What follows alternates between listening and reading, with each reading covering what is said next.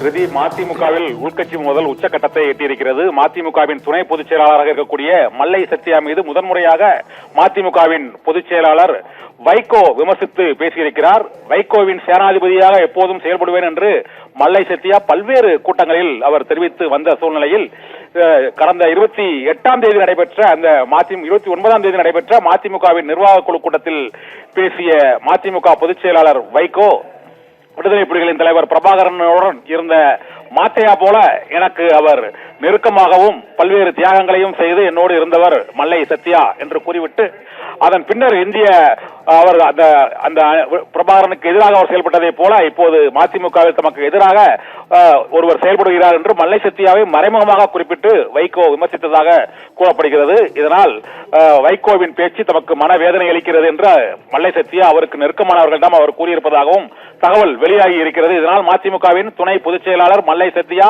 மதிமுகவில் இருந்து விலகப் போகிறார் என்று கடந்த 3 மாதங்களாகவே மதிமுகவின் அந்த முதன்மை செயலாளராக துரை வைகோ நியமிக்கப்பட்டதில் இருந்து அங்கு பல்வேறு சர்ச்சைகள் மற்றும் பல்வேறு கருத்து வேறுபாடுகள் இருந்த போதிலும் ஒரே மேடையில் கடந்த நிர்வாக செயற்குழு கூட்டத்தில் துரை வைகோவுடன் மல்லை சத்யா கைதூக்கி பேட்டியளித்தார். இதனால் மதிமுகவில் மோதல் முடிந்து விட்டது என்று எண்ணிக்கொண்டிருந்த சூழ்நிலையில் தான் இந்த ஜூன் 29ஆம் தேதி நடைபெற்ற மதிமுகவின் நிர்வாக குழு கூட்டத்தில் வைகோ மறைமுகமாக மல்லை சத்யாவின் பெயரை குறிப்பிடாமல் விமர்சித்தது மீண்டும் சர்ச்சையை ஏற்படுத்தி இருக்கிறது. அவர் அண்மையில் இங்கிலாந்துக்கு சென்ற பயணம் தொடர்பாக தம்மிடம் தெரிவிக்கவில்லை என்று வைகோ கூறியிருக்கிறார். ஆனால் இங்கிலாந்து சென்றும் அங்கு வைகோவின் புகழைத்தான் தான் பாடினேன் என்றும் ஈழ பிரச்சனையில் பொது வாக்கெடுப்பு நடத்த வேண்டும் என்று வைகோ பலமுறை வலியுறுத்துவதை ஈழத்தமிழர்களிடையே நடைபெற்ற பல்வேறு நிகழ்ச்சிகளில் வைகோவின் பெயரை குறிப்பிட்டுதான் நான் பேசினேன் என்றும் மல்லை சத்யா விளக்கம் அளித்து, இப்போது வைகோவின் கருத்து தமக்கு மிகுந்த மனவேதனை அளிக்கிறது என்று மல்லை சத்யாவும் தெரிவித்திருக்கிறார். மதிமுகவில் இருந்து எல் கணேசன், செஞ்சி ராமச்சந்திரன், கணேசமூர்த்தி உள்ளிட்ட பலர்